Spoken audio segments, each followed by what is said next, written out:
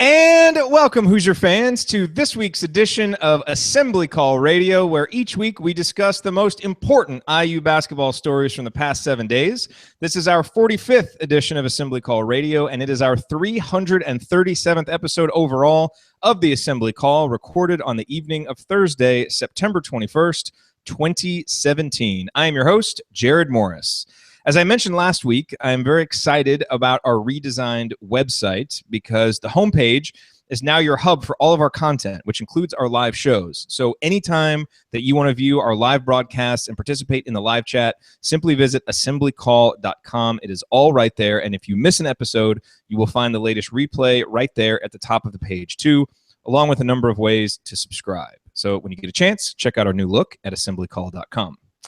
Alrighty, let's proceed with how we begin every episode of the Assembly Call, and that is with our Hoosier Proud banner moment. And this week's Hoosier Proud banner moment occurred sometime on Wednesday night when four men walked into a house in New Albany, Indiana, to begin an in-home visit with the state of Indiana's most hyped recruit since Eric Gordon. The four men, Archie Miller and his assistants Tom Ostrom, Ed Schilling, and Bruiser Flint. The recruit, only one name needed, and you know what it is, Romeo. This culminated a week in which Archie Miller and his staff also conducted an in-home visit with five-star class of 2018 point guard Darius Garland and hosted five-star class of 2019 wing Trendon Watford on an unofficial visit in Bloomington. According to Alex Bozek, Romeo's father Tim said the visit, quote, went well, which is about as descriptive and effusive as the Langford family ever gets publicly. Darius Garland's father, Winston, who grew up an IU fan, said the visit was awesome, and Trendon's father, Earnest, said he was, quote, super impressed. Now, who knows where Romeo, Darius, and Trendon end up playing their college basketball, but here's what I do know. If Archie Miller is going to hang banner number 6 in Simon Scott Assembly Hall, he will need to land five-star talent to do it, and this week was yet another in a series of self-assured strides in that direction for IU's new basketball coach. All righty, now let me introduce my esteemed co-hosts for this week's show, which for the second week in a row includes a special guest. But before we introduce that special guest, a name and a voice you know well. He's one of the world's most respected bracketologists. He's the president of the Robert Johnson Fan Club, and he can't wait to see if Archie Miller's substitution patterns make more sense than the man he's replacing. He is Andy Bottoms. Andy, what is your bottoms line from the past week in IU basketball? Well, I think mine dovetails pretty nicely with what you talked about. I wasn't on last week to really talk about the Jake Forrester signing and things like that. But what you really start to see is this nucleus of guys that he signed already to come in next year who will kind of form this core and build his philosophy going forward. And at some point during the offseason, we got asked a question or you came up with a question in terms of what program we'd like to see IU model itself after. And I'm fairly certain that I answered Kansas. The thought being, obviously accomplishments on court wise are obvious, but one of the things that you see when you look at their program year over year, particularly in these last few years, is a solid core of guys who goes through the program. So guys like Frank Mason, Devontae Graham this year, Perry Ellis for the prior, 8 to 9 years. Guys like that are there, but he's augmented that with some more one and done type players. So an Andrew Wiggins, a Josh Jackson, and things like that. And so what it feels like IU is building toward from a personnel standpoint, at least, is something similar to that model where you've got this core of guys who go through the program together, 4-year guys, through 3 to 4 year guys at least, who will be there. And then now, as you said, trying to augment those with guys who are more of 5-star one and done type of players. And you see that even kind of in an ideal world getting set up as you move forward through these other years with guys like Keon Brooks and other folks in future classes they're looking at. Trendon Watford, falls into that category as well. And so, you start to get a little bit better idea of what Archie's philosophy and roster construction and those kinds of things start to look like. And I think that's exciting to see it modeling other programs who've had the kind of success that everybody wants to see Archie and IU have. Obviously, that sounds really easy when you say it out loud, and certainly he's laid a lot of groundwork with the guys he's signed so far.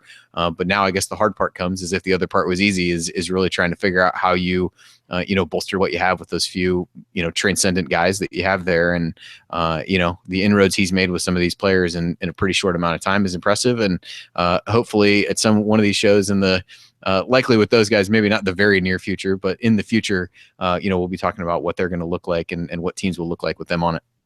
Yep.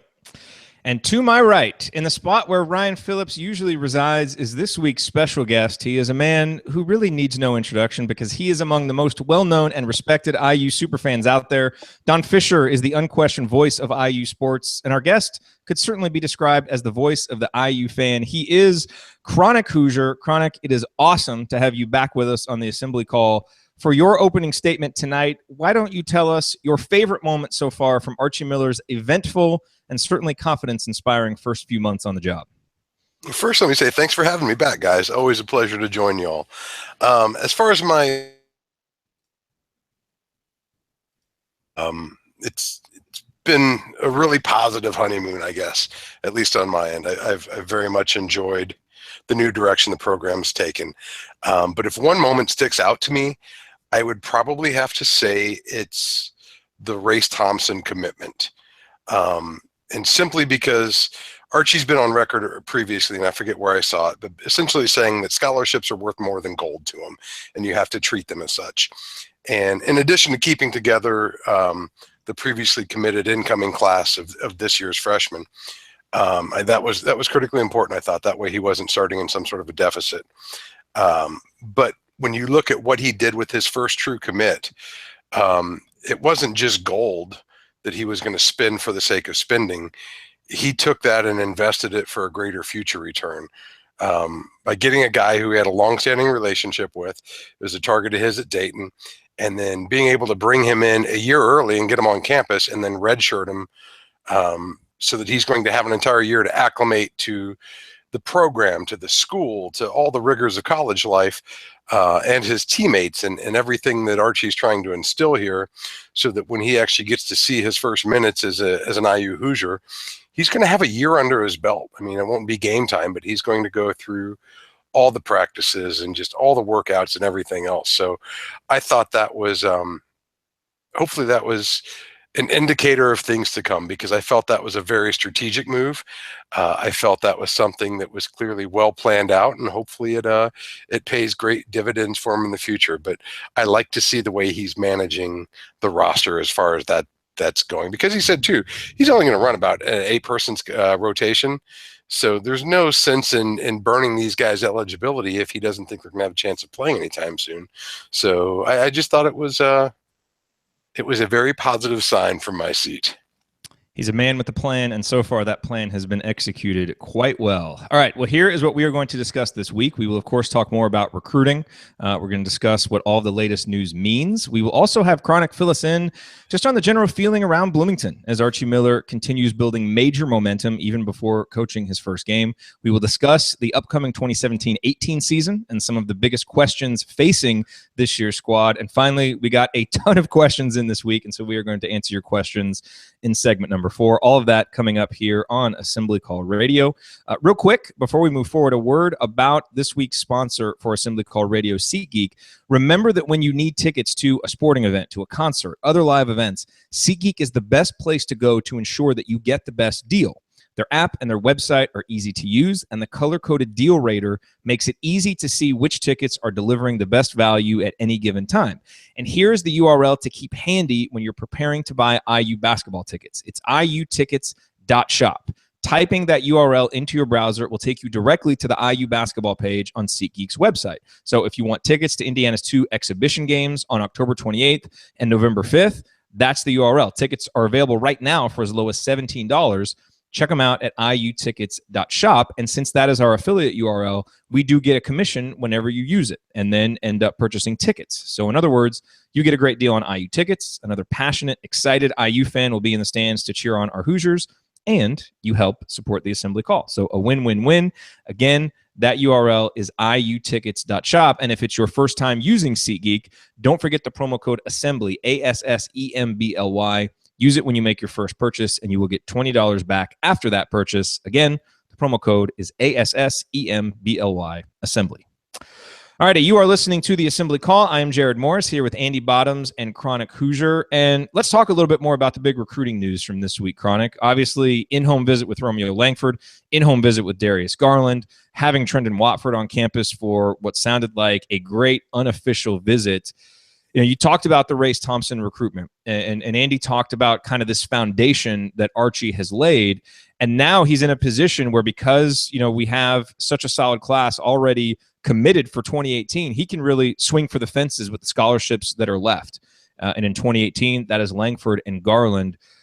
How are you feeling about those recruitments now, as it looks like, Indiana's position for both guys seems to get better and better with each new piece of news that comes out? I feel absolutely fabulous where we're at right now. Honestly, one thing that really stood out to me as well, in addition to the Race Thompson commitment and the way that he's going to redshirt and use him, when you look at the way in which Archie was able to target his specific needs for for next year's class, obviously we're going to have a lot of front court attrition this year. So he went out and he got a lot of size, got him in. Obviously, point guard's been a problem for some time now. He went out and he addressed that with Finney.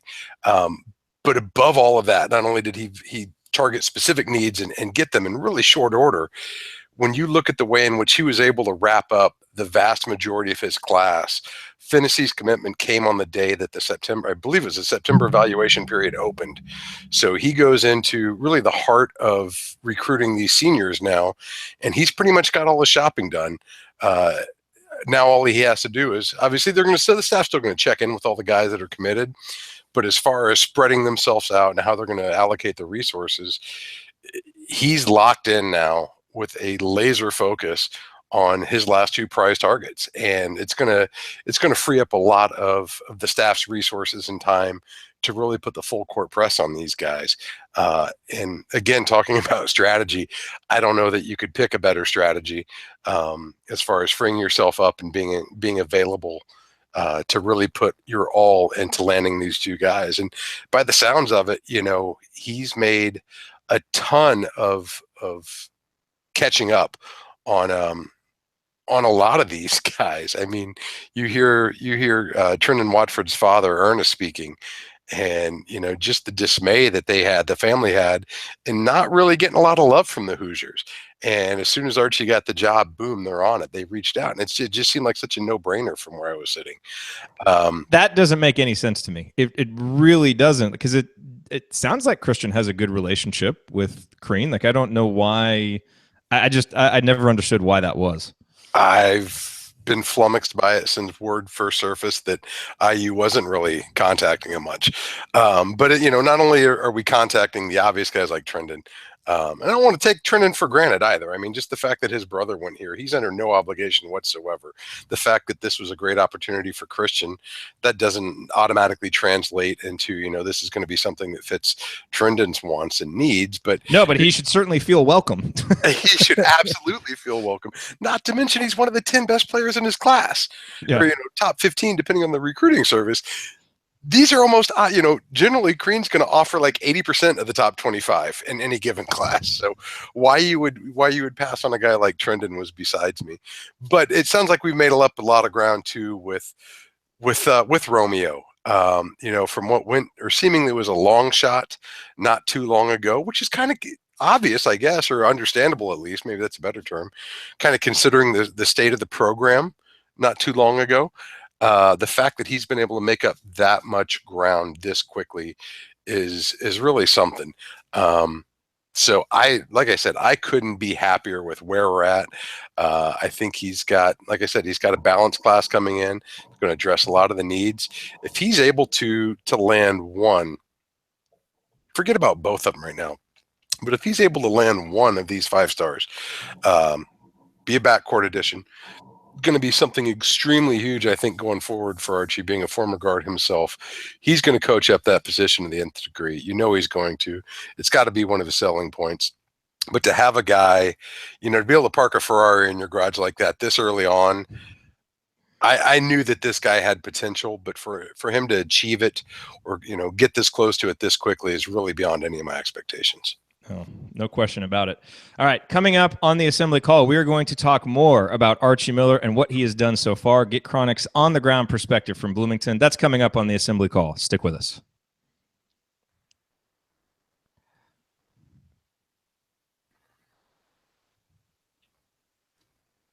All right, 14 minutes and 59 seconds. Welcome, everybody.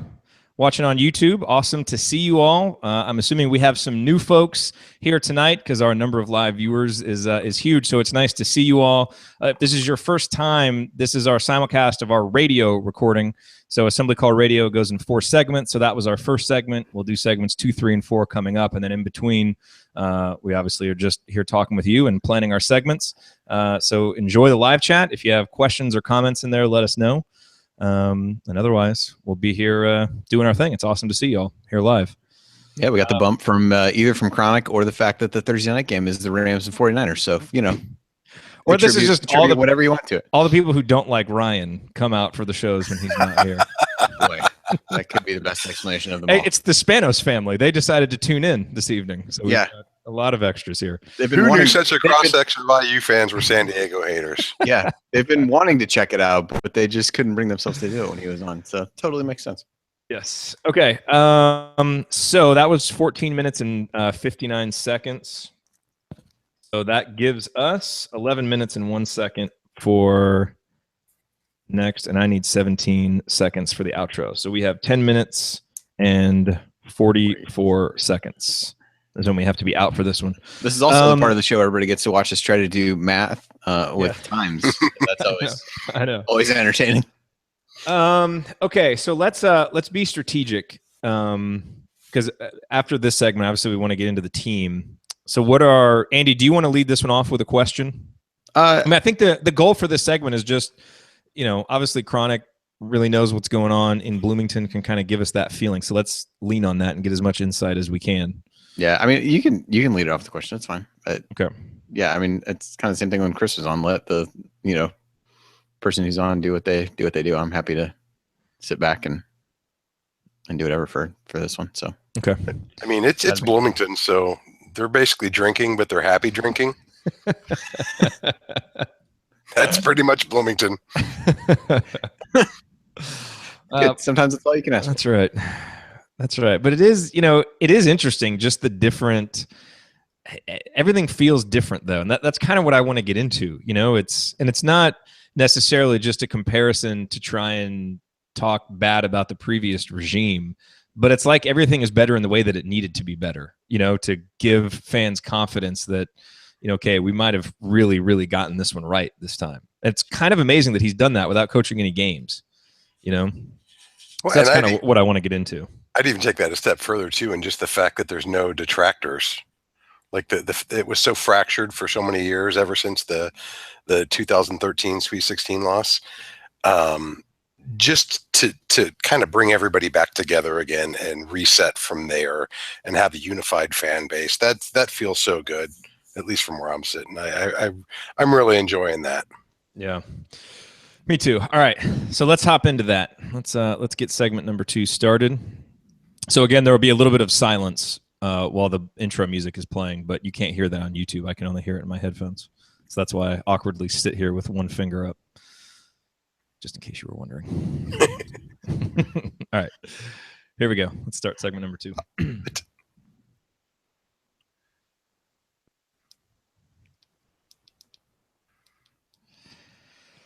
You are listening to the Assembly Call. I'm Jared Morris here with Andy Bottoms and well-known IU superfan Chronic Hoosier, and we are going to dive into the beginning of the Archie Miller era here at Chronic. And look, no games have been played. Archie has been on the job now for several months.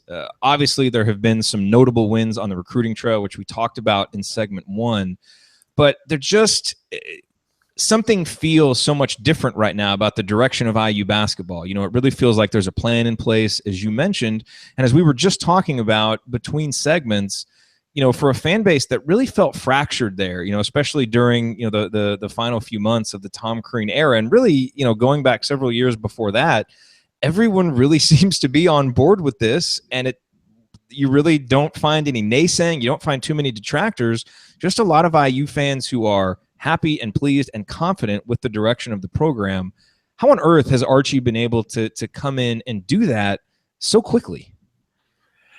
Honestly, that's a great question. I mean, I think it's testament to the quality of the hire they made, not just from a coaching shop standpoint, but he's approached this job with a level of enthusiasm and just embrace. This is that, like I called it earlier, I referenced it as being a honeymoon, and it very much is. I've had the chance to see both Archie and his family, as well as the staff, out and about around town. And it's such a cool feeling just to see those guys glowing when, even the assistant coaches, Ostrom and Bruiser and Ed, as they're going about and they're getting recognized at the checkout lines and at the restaurants, people are coming over and asking them for autographs and taking pictures and everything. It's just a cool sight when you see those moments. And, I'm sure that's probably a little intrusive at times to them, but they really seem to be reveling in the moment. And the fans seem to be reveling in the moment just as well. I mean, you're not going to believe this, but there's a lot of drinking going on in Bloomington right now. People are pretty excited. Like they're partying pretty hard right now. I assume it's because we've got Hoosier Hysteria coming up in 30 days. Could be some other reason. I don't know. But, and I guess let me leapfrog off that. There's a lot of excitement around a lot of the programs on campus again. And that too is a really good feeling. There's optimism for basketball. People, to see the Rock packed for the opening game against Ohio State. I mean, it's great to see that level of support for all the programs and just that excitement around 17th Street. Again, I would be remiss if I didn't mention the soccer team too. So, I'm not necessarily willing to predict that we're at the onset of a new golden era, but there are certainly a lot of pieces in place that would seemingly set that potential up for being really high right now. If you did want to throw a little cold water on kind of the party everybody is having, you might say, 9 years ago when Tom Crean took over, there was a lot of excitement and there were early wins on the recruiting trail, and it really felt like things were getting back going. Obviously, it took 3 years on the court to get to the point where there was any success, but there was some optimism back then. How would you kind of compare and contrast that beginning to this one? And is it drastically different in how it feels to you? It does. I think when you look back at the onset of Tom Crean's tenure here, we'd be remiss if we didn't remember there was a lot of shame and embarrassment coming on the heels of Kelvin Sampson's time here, and you saw the exodus of players and just the cloud that was really hanging over the program, the NCAA sanctions, and if you look at the roster that was left, I mean, we had Kyle Tabor returning. That was our scholarship player, former walk-on. Archie was able to retain, with the exception of the early entry draft guys, he kept the entire team together. He kept all the recruits together. So there was never really any of that setback. And then he goes out on the recruiting trail and just kicks butt. I mean, I think Galen Clavio had said it. He's not swung and missed at many pitches here so far. So just to see him starting from such a better place, to see him being able to hold it together. I look at the Colin Hartman decision. I think most commentators fully expected Colin had played his last game at Assembly Hall, that he was going to be done. And the fact that Colin was willing to forego starting his career, because I don't know, maybe Colin, he's certainly not projecting on any NBA draft radars right now. Maybe he wants to go to Europe. Maybe he wants to go try the D League or whatever.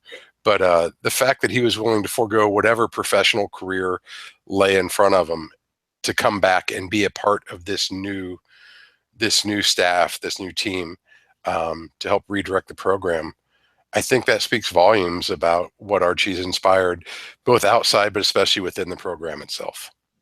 You are listening to The Assembly Call. I'm Jared Morris here with Andy Bottoms and Chronic Hoosier, and we're talking about the early days of the Archie Miller era, where there has been just so much good.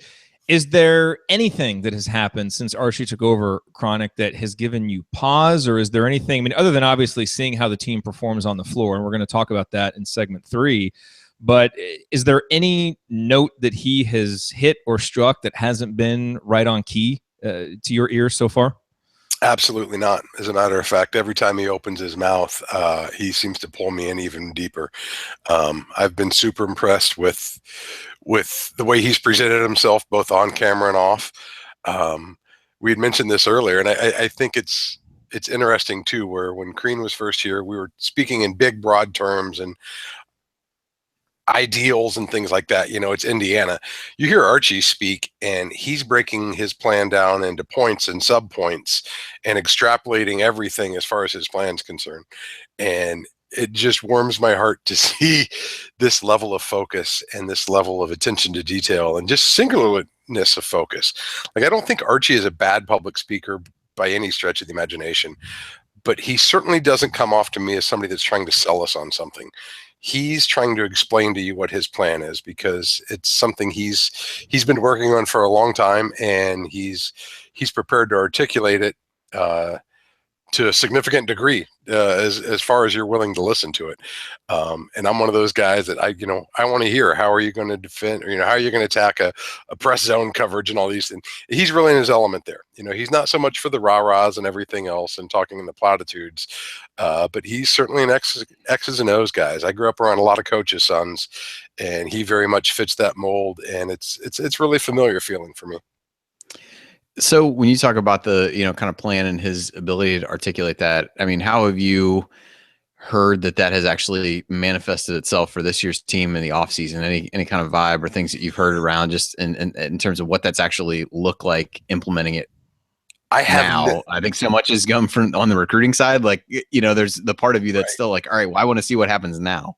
No, absolutely. And that's one thing that, hasn't really gotten out a lot. You hear this guy's doing great in workouts, and obviously in this time of year, everybody's doing great in workouts. It's very rare to hear somebody. Never been in better shape. Everybody's great.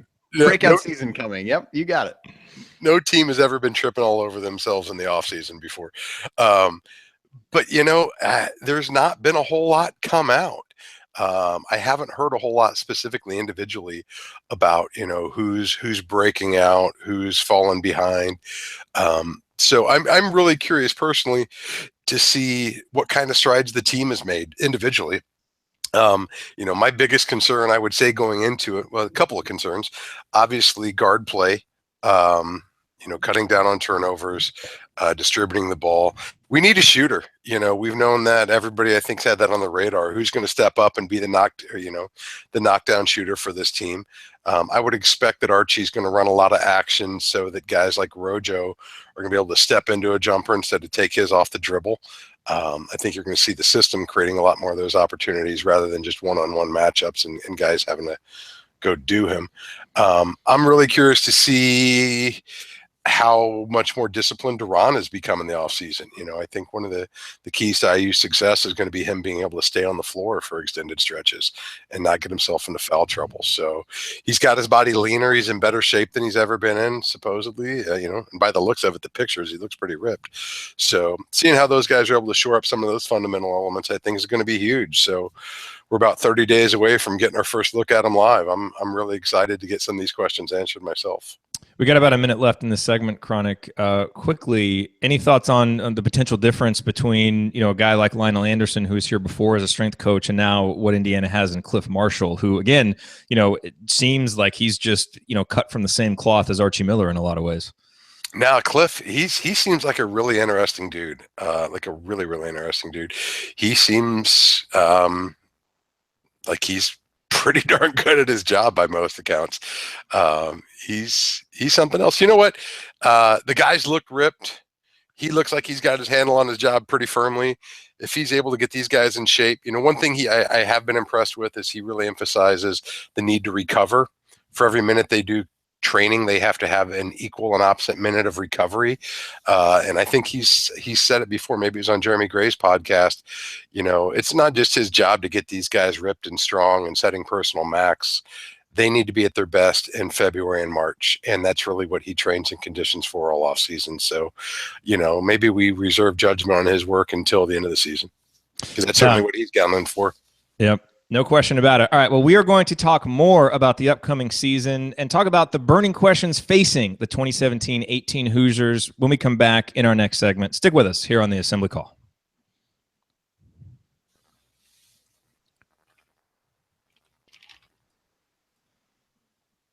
Excellent.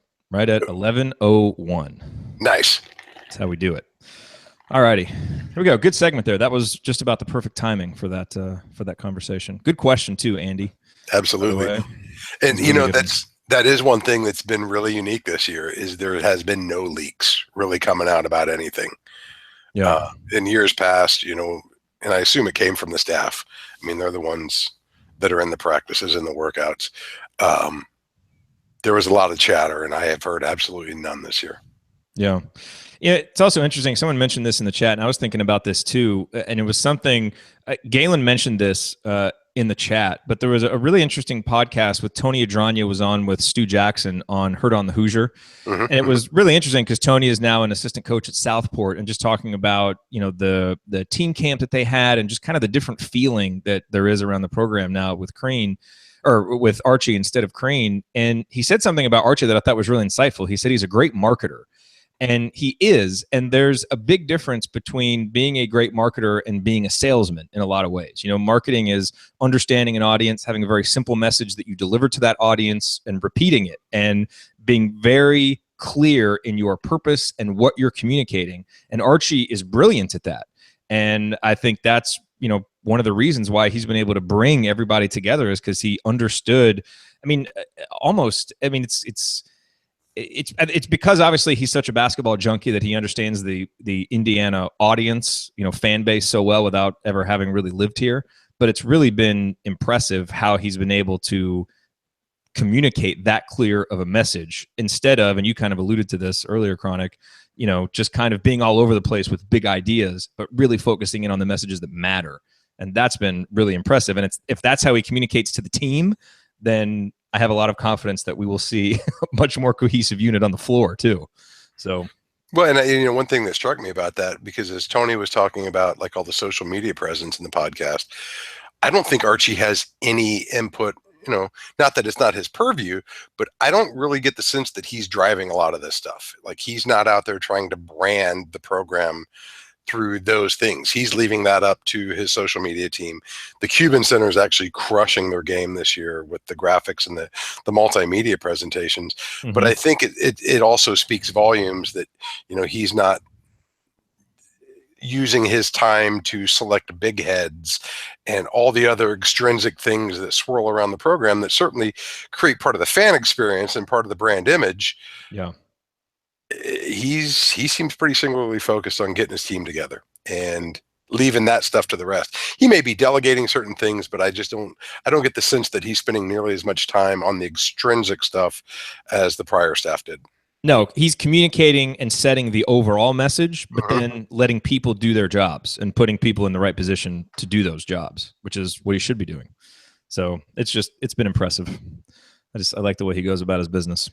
Absolutely. All right, so let's talk about this year's team. So I will do the intro. We've got a shout out to a listener in Singapore who emailed me. Oh, nice. Give him a shout out, which is awesome. Hey, real quick, where do I get the chat from the chat room? I got our chat. You talking about the YouTube chat? Yeah, I need to go to YouTube, don't I? Yeah, open up the page in YouTube, and then just make sure that you pause the video so you don't hear the 7-second delay. Nice, good call. Then you got the chat there. Cool. So I will run down the questions real quick in Zach's article, and then I'll kick it over to you, Andy, for the first one. And if you want to re-highlight one of those or talk about another burning question, then we can just kind of hit this for about probably 11, 12 minutes. And then save some extra time for questions, because we've got some good questions for segment 4. All righty. Cool. We ready for this? Yep. Okay. Here we go. Segment 3 about to start.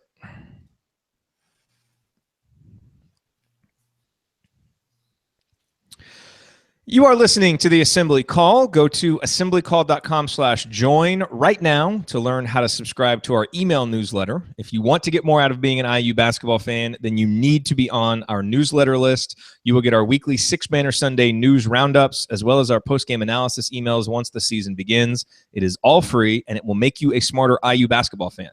Again, the URL is assemblycall.com/join. I'm Jared Morris here with Andy Bottoms, my co-host on the Assembly Call IU postgame show, and Chronic Hoosier, who you can follow at Chronic Hoosier for enthusiastic and witty commentary on all IU sports. And real quick, before we go any further in segment 3, I want to give a quick shout out to Assembly Call listener Trent, who emailed me this week to say that he tunes in every week from all the way out in Singapore. And his email said, if you know of any other crazy IU fans in Singapore that follow you all, let me know. So if you are in Singapore and listening to this and want a friend to follow your Hoosiers with, let me know, and I will put you in touch with Trent. Thank you, Trent, for being a listener all the way out there in Singapore. We appreciate you very much. Alrighty, so Hoosier Hysteria is 1 month away. We're recording this on Thursday, September 21st. Hoosier Hysteria is October 21st, a date that has been set for a while, which has been kind of nice. And our friend Zach Osterman from the Indianapolis Star had an interesting column this week outlining his 5 biggest burning questions that IU faces heading into the 2017-18 season. So I recommend you read his article. His questions, as he outlines them, are: how quickly can Archie improve IU's defense? Will Josh Newkirk and Robert Johnson lead a turnover revival? How good is Deron Davis? Who else steps up? And how does Indiana handle the tough early schedule? All great questions, all important questions that must be answered. But I thought it might be fun to kind of add our own questions to the list because, look, as excited as we are about the Archie Miller era, and even as optimistic as we are about this year's team, there are a lot of questions facing this year's team if these Hoosiers are to compete for an upper half finish in the Big Ten, to make the NCAA tournament, more even than the ones that Zach has. So, Andy, let's start with you. What else stands out to you in terms of a pivotal question that IU really has to answer in Archie's first season on the court? Yeah, I mean, I think to me it relates a little bit to the who else steps up question. I mean, I think by most accounts, the starting lineup is likely to be, Newkirk, Robert Johnson, Colin Hartman, Juwan Morgan, and Deron Davis. And I think that's a starting 5 that people can feel pretty good about. Certainly experienced guys that you think will buy in and fit in well to what Archie wants to do. I think the question really comes after that. We've talked a lot about the front court depth. Once you get past Deron in terms of who takes those minutes, if he gets in foul trouble, needs a rest. And then even in the backcourt, you do have some guys who have a year's worth of experience, in the front court, Freddie McSwain, in the backcourt, Curtis Jones and Devontae Green. But, as we talk about Archie wanting to get to that 8-9 man rotation, I think almost any of those bench spots are kind of up for grabs at this point. And if one of the freshmen can come in and play well, and really latch onto that. But, the key for me is going to be if somebody gets hurt, if somebody gets in foul trouble, how quickly can multiple reliable and consistent contributors emerge off the bench? Because otherwise, I think it's going to be a challenging season for him. And I think a lot of Big Ten teams and, kind of looking through things have similar questions where the starting 5 can look pretty good.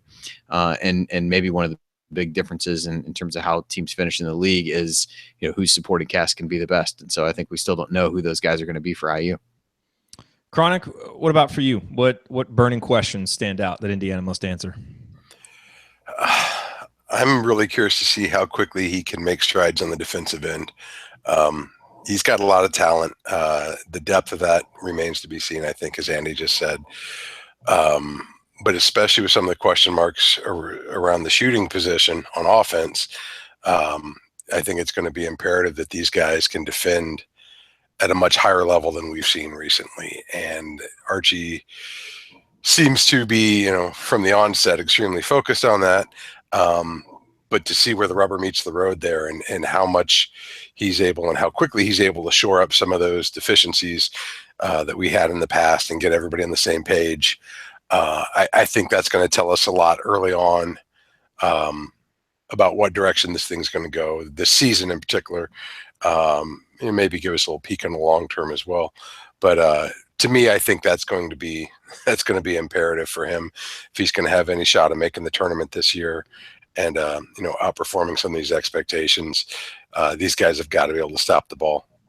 Yeah, I think that one's just interesting because when you really start to look at the makeup of the team and you think, offensively, while there is experience, the kinds of explosive scorers who could really string together, single player runs of, 7-8 points as are really on this season's team. So they're going to have to be able to compete defensively because I just don't think they're going to be, certainly the offense will look different than it has, these last few years. But when you start thinking about just, high caliber, offensive guys who can really light it up, there were some elite players in that regard on teams these last few seasons. And this team doesn't have that. Doesn't mean they can't be effective. Just, I think, means that end of the floor is going to be a challenge, which really highlights the defensive piece even more.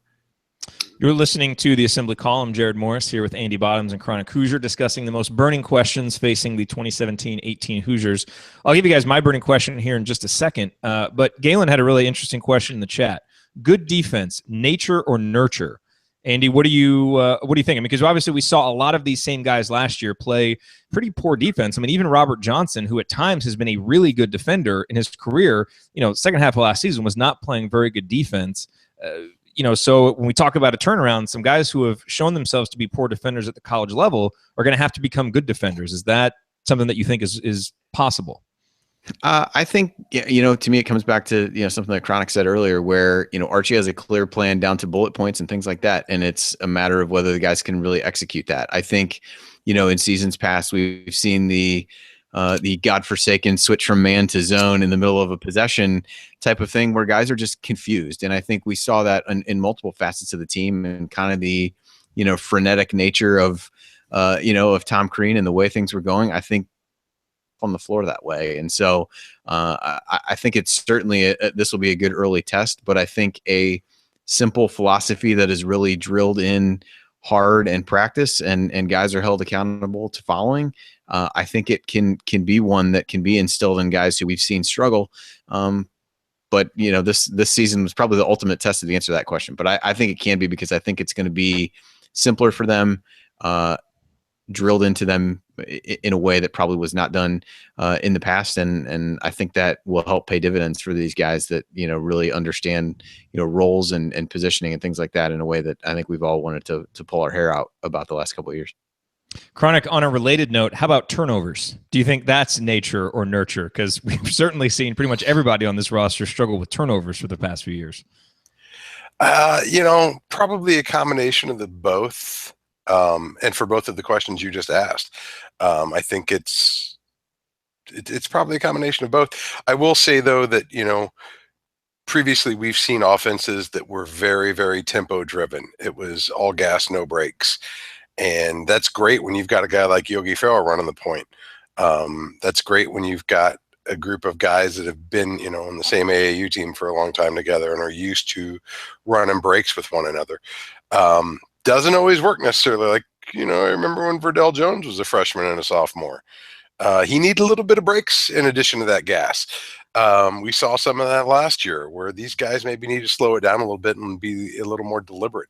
And, I get what was behind that from a strategic perspective. Like, obviously, you're going to have a higher percentage of scoring if you can beat them down the court on a fast break, but it maybe isn't always to your advantage. So I think a new system where, they're going to, and Archie said he's going to look to push. I mean, don't get me wrong. He's not going to be running four corners offense. He's going to want to push tempo too, but I think I would expect to see a greater emphasis on taking care of the ball. I mean, he said this as well. You cannot turn it over. You have to be smart about the basketball. So I think nurture is going to go a long way here. I've yet to hear anything about deflections. I don't think we're going to see the echo boards brought back out. So, I think that the nurture element is certainly going to be in a different direction this year. But how will players know not to hop or not to call out screens if there isn't a sign reminding them? Well, a wise man once said, proper prior preparation prevents something. That's why we practice, boys. That's why we practice. And honestly, that's why coaches have the bench and the ability to substitute. And that's one thing I do like as well going into this is, while he certainly had a chance to look at his team and kind of get his arms around his talent, as far as gameplay and minutes and who's reliable, everybody's starting with a blank slate this year. Archie said he's not gone back and looked at a lot of tape. He's looking at what he has right now and what they're going to do this season. So I would fully expect to see these guys being held accountable for their inability to take care of the basketball or to run his systems. So some other important questions that I think this team needs to answer. Number one, are any of the freshmen ready to be reliable rotation pieces? Justin Smith, Clifton Moore, Al Durham. Clifton Moore, just with Indiana's lack of depth down low, he may be pressed into action. Will he be ready? That, I think, is going to be important. Will the return of Colin Hartman and the presence of 4 other seniors lead to a leadership revival? Because in addition to defense and turnovers, lack of leadership was a huge issue on last year's team. Will that be better this year? Hopefully, just having what we all assume will be better leadership on the bench will help set the tone there. But the question that I think is the most pressing, and I think it's one of overall the most pressing questions facing this team, is very simply, can Juwan Morgan stay healthy? Because this is a guy who has shown such flashes of potential in his 2 years, a guy that, before last season, Don Fisher was saying Juwan Morgan had a chance to be one of the special players to wear an Indiana uniform, and we've seen flashes of it on the offensive end, on the defensive end, but it almost seems like every time he's ready to turn the corner and break out, an injury happens. And I think he has a real chance to be maybe this team's best overall player, best two-way player, given his offensive and defensive contributions, but he's got to stay healthy. The shoulder injury, the foot injury, different little nagging injuries. If he can stay healthy, I think it will really, really help this team, because I think his ceiling as a player is really high. We've only been able to see little bits and pieces of it, and I can't wait to see what Juwan is able to do if he's able to get a full healthy year.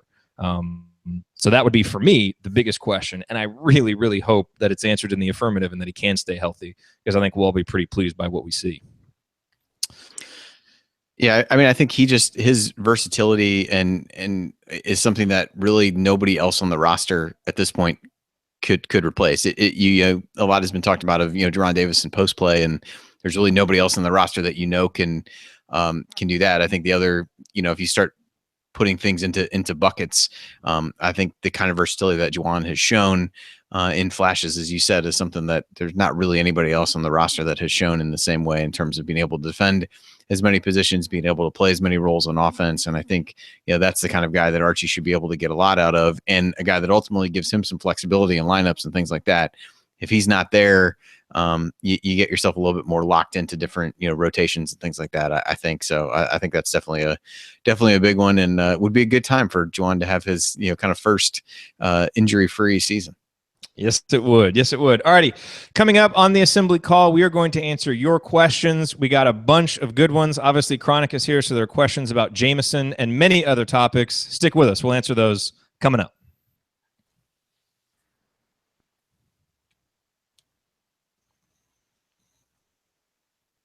All right, perfect.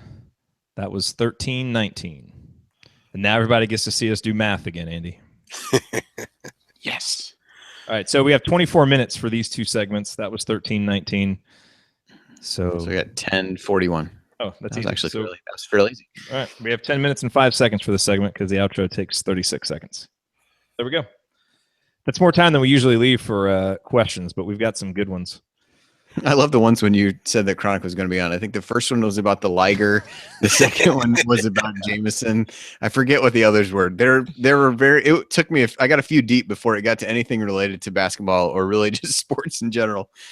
I was low key disappointed not to get a response from Jameson. I tagged him on that. I'm like, it's worth trying. Get some coupons. Oh man. Okay, so. Let's see. Did you guys see in the notes? I picked out some of them. I didn't pick out all of them, but I've got a few here that we can go through. I looked yesterday, I think, but I didn't look at the new ones. So okay, but yeah, I'll just keep them up in front of me. It's fine. Okay, and if you guys have any good questions in the chat, let us know. I'll keep my eye on the chat. Oh, we can check there. All right, cool. So we've got about 10 minutes or so. Chronic, are there any other topics that you wanted to hit before we get out? Because we could open this segment with that if there's anything that you haven't had a chance to say. Nothing that either comes to mind or is fit for family consumption. We'll have to wait for assembly call after dark for those conversations. All righty. No, I will say I had in advance of Trendon's visit, or during Trendon's visit, I went back and I was looking at that picture from the Watt shot, and I was able to circle him. He was literally right at Christian's waistline in the background of that photo. I had a flashback to our phone call at the assembly call afterwards. I don't know. Oh man, yeah. And it kind of blew me away that here we are again, from the program's kind of rebirth then to now we've got Trendon on campus and we're hot and heavy with Romeo and Darius and like it never even happened in between. That's crazy. Sometimes that feels like so long ago, and then other times it feels like yesterday. No, absolutely, because it has been a long and winding road in between. Yeah. By the way, I know we got some of these questions on Twitter, and I know I saw in the chat a few people, talking about who might transfer, all the stuff.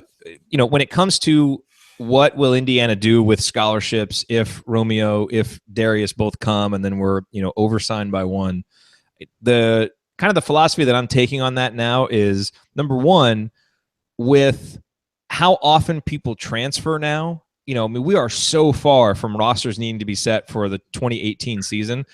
It's not even worth really getting into talking about scholarship numbers because so many people transfer around college basketball that you really just have to let those things kind of settle in and see what happens. It just feels premature to speculate too much about it. And then when it comes to speculating about individuals who may transfer, that just seems really unfair and mostly groundless because we would all just be really speculating without knowing any of these guys individually or anything that's going on behind the scenes. So neither one of those seemed like really smart uses of time. So that's why we kind of stopped talking about it as much and stopped taking those questions. It's not that they're bad questions. It's just that there's not that much useful to say about it, really. Certainly that we haven't said. So that's why I don't really, don't pick those questions out anymore. Yeah. Well, I think the other thing is, if you, again, try to go back to the whole, 8-9 man rotation thing, which for, someone who does lineup analysis is like a, pipe dream. It felt like, not that long ago, but, if that actually plays out, you're going to have some people feel like they're going to get more opportunities to play elsewhere. That's certainly what he's done at Dayton. Whether he's able to do something differently, wants to do something differently at IU, remains to be seen. But if it plays out that way, it's not hard to see, whoever the odd people out are. And at this point, it's a pretty, like I said, past the starting five.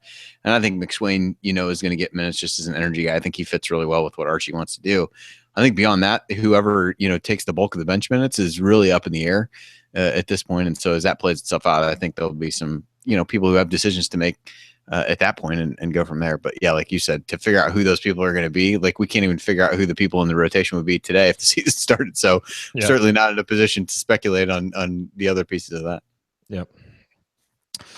Okay, let's hop in and do this. What I say we have on time, 10:05. 10:05 until you got to do the. Yeah, so Chronic, I'll put some countdowns in our chat so what's going on. Okay, here we go.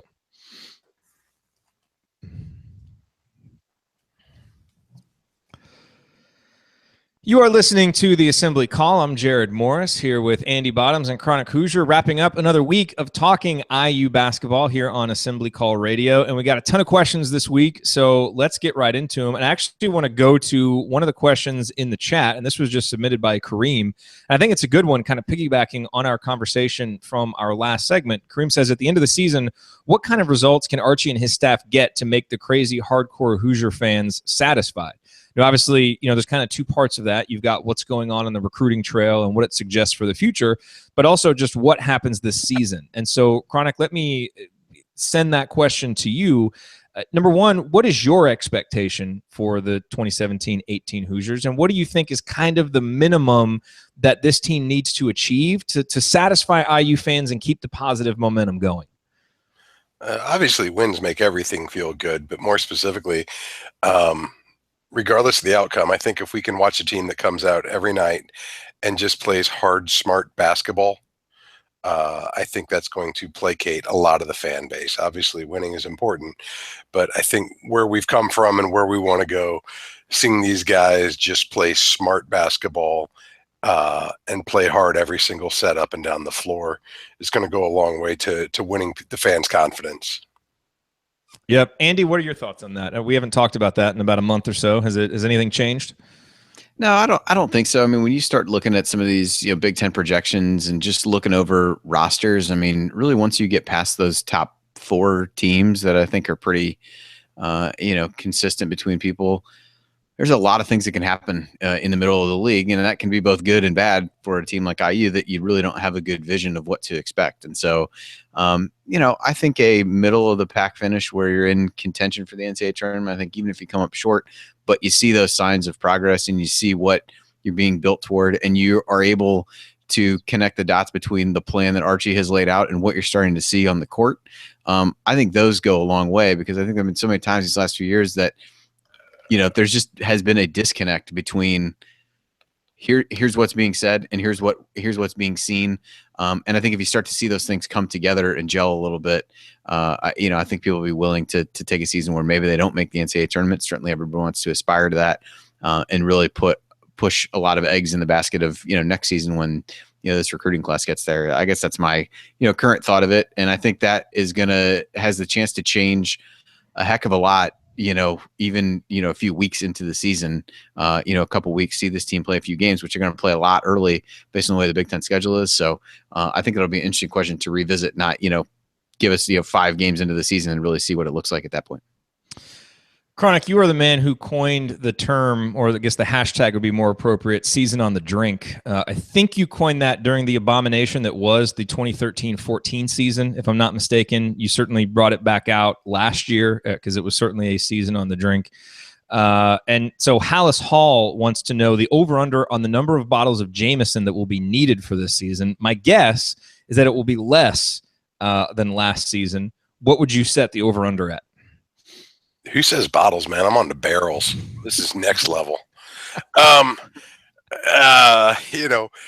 don't know what the over-under is on that. I will say it's probably going to be a lot more enjoyable on this end, a little less angst, mainly just ice and smiles, hopefully.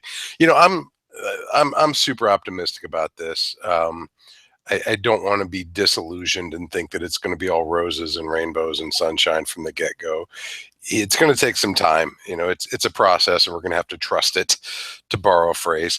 But it's going to be a journey for all of us, and I'm excited to go along with it. I mean, I remember very vividly going into Assembly Hall in the early years with Tom Crean, knowing that, we're not going to win a lot of games, but looking for incremental progress night in, night out, and kind of seeing all those things come together. So I certainly am not trying to draw a direct correlation between this season and Crean's first couple, but I'm looking forward to the process. I'm looking forward, like Andy said, to see how Archie's able to connect the dots and apply some of these things that we've heard about.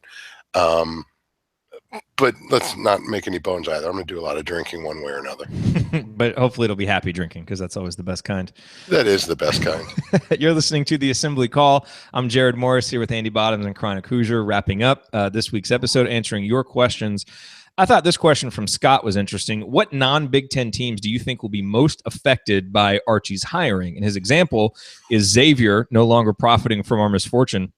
I would certainly say anybody who has been recruiting the state of Indiana well is going to be affected by Archie being here, because it certainly seems like he's going to do a much better job of locking down the good players in state. Andy, any other non-Big Ten schools, other than Dayton, of course, that you think will be most affected by Archie's hiring?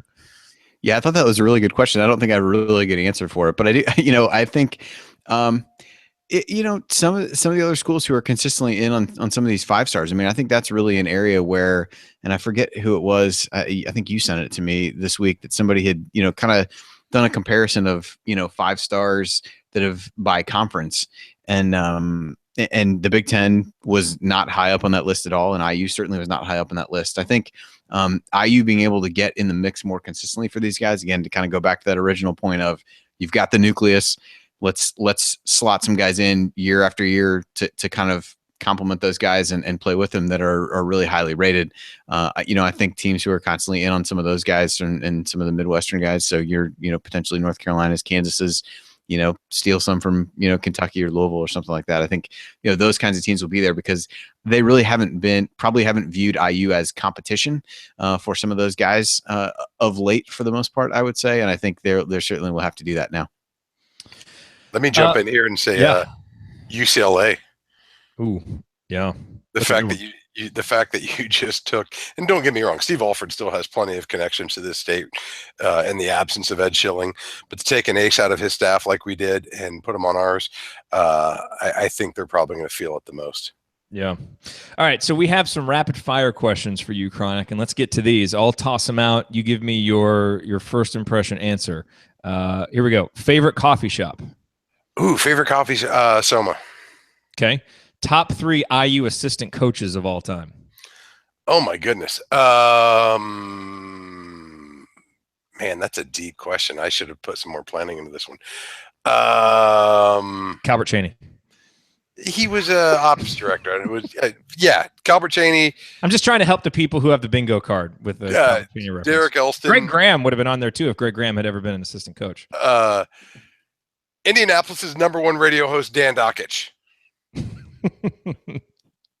Tied with Ron Felling and Norm Ellenberger. Yes.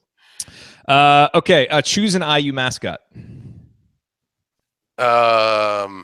I like not having one, but if you absolutely had to have one, it's got to be a bison. I remember back when we went to the Copper Bowl, there was they had some mascot type thing. It was either that or it was like the Domino's pizza mascot was on the IU sidelines and it was parading around like it was the IU mascot, and it just felt weird. I used to have a trash can that had the bowl on it. Maybe it was a bison, but it looked more like a bowl. Yeah. And he was real buff, and I thought that was cool too. I think Galen has that in his office. That came on the heels of Mr. Hoosier Pride, and that was kind of an abomination. Yeah. That was the first time I felt shame in IU. What was that? Is that referring to like the large inflatable people that they did for a while? When is that? These are the caricatures. So Mr. Hoosier Pride was this big hick looking dude. I mean, straight hayseed. And then it's the whole IU mascot thing has been a journey. I'll say this much too. For all the people that think we need one and want to get into it, even if you were able to achieve a plurality of support, I think that's a big stretch. No matter what percentage supported it, I think the opposition would be so vehemently opposed that it would just be a bad idea. And I think you've seen this echoed throughout IU's history in struggling with this issue. Yep. We just talked about Archie unifying the fan base. That could take it the other direction. We don't need that. We don't want to go there, but a bison would be cool too if we had to. Okay, we got about 60 seconds left. Favorite IU bench warmer? Come on, people. I got his Liger guard in my front yard to this day. He just got married. Actually, true story. Greatest moment of my life, with the exception of my marriage and the birth of my children. Tijan accepted my friend request. I just found him on Facebook a couple weeks ago. Oh, that is awesome. My life has totally changed. It's so great. That is awesome. I assumed you would have been in the wedding standing up with him. This is really disappointing that didn't play out. That's the thing. People were trying to tell me there's video of Tijan dancing at his wedding. And I was just soul crushed that nobody tipped me off that Tijan got married in town when I had nothing going on. How many noses did he break while dancing at the wedding? Is the real question. God, it's so great. The video is tremendous. The pictures, God bless him. Wish him well. His bride's beautiful. They need to start having babies soon. All right, that is the perfect note to end on for an episode with Chronic Hoosier. That will do it for this week's episode of the Assembly Call. If you want to see us do the show live and be part of the live chat, join us at assemblycall.com on Thursday nights for the live broadcast of our Assembly Call radio recording. You can always subscribe to our podcast by searching for Assembly Call wherever you listen to podcasts. And don't forget to go to assemblycall.com/join to get on our free email newsletter list. Thank you for listening. We'll be back to talk IU hoops again with you next week. Until then, keep your elbows in and your eyes on the rim. And go Hoosiers.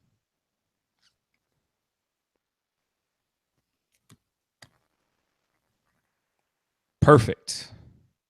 We might have been a couple seconds over, but that's all good. Excellent work. Man, Chronic, it was awesome having you on tonight. Man, I always appreciate the invite, and especially when I'm able to make it work, man. Yeah. We're still live, by the way, on YouTube. Yeah.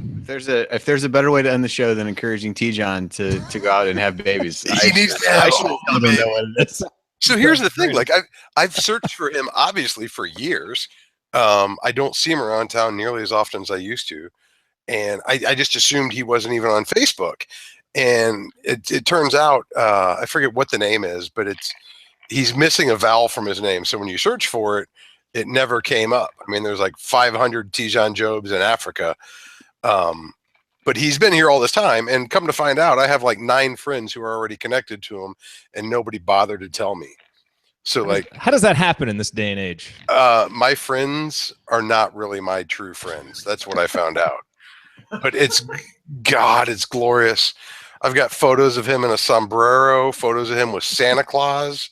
Every day, whenever I'm feeling bad, I just pull up Tijan's feed, and my life just changes for the better instantly. Oh, hey! By the way, we have. If any part of him dancing is like him being at the top of that 131 zone, I can't even fathom what that looks like. Oh, he came in raising the roof, literally raising the roof. It's the best thing I've ever seen. So we have exciting news. Jennifer, a longtime listener, Jennifer got a bingo, and she got the bingo chronic because you interrupted Andy there at the end, because that is one of the bingo squares is Andy being interrupted because we rudely do him so often. Who would have guessed it'd be somebody other than Ryan? Yeah. I mean, that's the upset special right there. Yes, it is. I was trying to be great. good, and I had that tab pulled up. I had like 3 different bingo cards, and it was my intention to go and just try to be the ringer that just dropped them all in one sentence, and we got sidetracked. So, oh, that's great. Assembly call bingo really adds some new layers. I can always see because people are in the chat trying to dictate what direction the show goes. So I have to be careful. Stuff, yeah, I have to be careful. which, by the way, that's the coolest thing ever. I thought that was extremely witty and awesome. It's fun. It's been really interesting. Like I feel like engagement during the show has gotten better since we started doing that. So I'm really glad we decided to put that out there. Alrighty. Anything else for folks? Chronic, do you want to? Someone else asked us odds of Romeo choosing Indiana, and I mean I don't really take a question like that too seriously, just because I mean who the heck knows. But if you do want to wager some kind of guess or odds, I'll say this we much. can let the YouTube folks know. From everything I've gleaned, and recruitments are always fluid. People have to keep that in mind. These are adults forming relationships with teenagers and whatever. But when you say it like that, yeah, I'm not trying to get all NAMBLA and stuff here, but it's fluid and it's not necessarily a static type thing. By all indications, though, no, they can't see me. My wife's walking around in the background here, not trying to video bomb us. No. By all indications, this is essentially a 2-horse race right now, between us and Louisville. We seem to be the front runners. I've heard people on the Louisville side say they feel really comfortable about it. I am increasingly hearing more and more chatter. My crystal ball is trending increasingly towards IU on this one. Yeah, I've heard similar things. So we did have another question about. He said that Romeo apparently said that the Louisville scandal won't factor into his choice. Why would you still want to play for a school after something like that? Here's the thing: like that's one of those things that's extremely fluid now too. You've got a couple of major NC2A cases coming down the pipeline with Louisville and North Carolina. They seem to be trending on the harsher side. And then make no mistake too, everything that happened at Louisville is disgusting and egregious. And I think the NC2A, my hunch is they're going to draw a line in the sand and say you cannot equate hookers to free car rides. And the audacity of doing so is going to get you punished even more. I think that would have to factor into any recruit's decision, especially somebody like Romeo, his family. I understand that they're obviously in super close proximity to the program. It would be convenient just because it's right across the river from them. At the end of the day, though, too, I don't know that anybody wants to associate with that cloud hanging over. And obviously the kid's going to make the decision based on his own things, but I don't think you can totally rule out that looming possibility of postseason ban from his decision. Yeah, I think there's to me, it's a difference between some of this is probably semantics, but it's saying the scandal won't factor into his choice. But I would argue that the potential punishment for the scandal would. So he's not necessarily holding that against them from a recruiting standpoint. What did happen in the past, and kind of taking a moral high ground of not wanting to do it. But I mean, it would be foolish for from his standpoint to miss out on a potential, risk missing out on an NCAA tournament if you get to a point where you feel like you start to get an idea of what the punishment's going to be, but nobody knows that. This stuff drags out, forever. And so, if you have reason to believe that there won't be a punishment, then, maybe that's something where you say, all right, well, I would go and run the risk of doing it versus, but that's another reason these guys, for him to wait longer to, make an announcement is to try to get a little bit more clarity to what's going on there. Absolutely. And keep in mind too, he's on the front lines there. I mean, he is literally at the demarcation zone between, Louisville and Indiana. I would be shocked if he said anything negative towards either program at any point. It's just not good business sense. He's got to live down there. I certainly wouldn't expect to hear any recruit, but especially Romeo, saying anything in any way disparaging or dismissive of any program that's made it to this stage in his recruitment. Yeah, they are smartly playing it very close to the vest and not giving anyone anything, which is a good way to do it. All right, everybody. Well, see, this is the benefit of watching on YouTube and subscribing on YouTube, because sometimes some pretty interesting stuff happens when we're not recording for the podcast. We might have to figure out a way in the future to put the stuff in the podcast somehow. But for now, it's for the YouTube folks. And Assembly call after dark. Yeah. Chronic takes his pants off. All right. Well, this has been fun. Thank you, everybody, for being here live. That was our biggest live turnout of the off season, so that was exciting. And we'll be back next week. I don't know who will be here. See if Ryan's back. See if we have a special guest. It'll be a surprise, but we'll let you know so you can pick your bingo cards appropriately. I will have to do that, and I'm still trying to get my my roster together. Andrew, you coming over for Hysteria? Probably not. I believe once we get started, starting with next weekend and through October, I think my older daughter has 13 at least soccer games, depending on how they play in these tournaments. So, so I am unlikely to do that because I think she has a tournament that middle weekend in October. Correct? I feel your pain. I know this all too well. So yes, I will be. I will definitely not be in attendance. Yeah, we've been trying to figure out even just how to get over for a soccer game, and that has not scheduled for that. Doesn't lay out well with what we've got going on either. So between that, trying to find a football game and all that kind of stuff, it's finding time for other things is limited. I don't know what your Tuesday looks like next week. We got Notre Dame in town. See, I would love to, but that's going to be huge. Yeah. Well, listen. The only reason I say we're doing the tailgate podcast again this year, if I can figure, I'll tell you what I need is I need an intern that can run the board for me. I'd love to be able to patch people in. I need to figure out how to get a solid internet connection that can stream video. Hey, let's ask Michael Dugan. Let's ask him if he does a lot of the post-production stuff for us. Honestly, what I need to do is I need to steal some of Galen's kids and their equipment and come out and do this thing properly. Hey, by the way, I found some really good lavalier. The guys from Hoosier Huddle actually tipped me off to some really good lavalier mics that they use with an iPad when they're doing their on location. They did an on location show after the Ohio State game. It's pretty good quality stuff with a little splitter. I can send you some links for it if you want, because it's pretty inexpensive and I've been testing it and the quality is pretty good. Absolutely. So, that's the one thing is trying to get everybody, especially when I get a bigger panel. The camera's got to be so far away to get everybody in the shot. But when you throw in the outdoor environment, it gets all sorts of wacky. So no, I'd definitely be interested in looking at that. Okay. And I'll ask Michael and I can put you in touch with him and he may be able to help just do some kind of be a producer for you. Because something like that. I'll pay him in pork and beer. That sounds like something he would be into. I found most college kids are pretty easily swayed when you throw those things in front of them. Yes. Well, I would be swayed by that. So I still am to this day.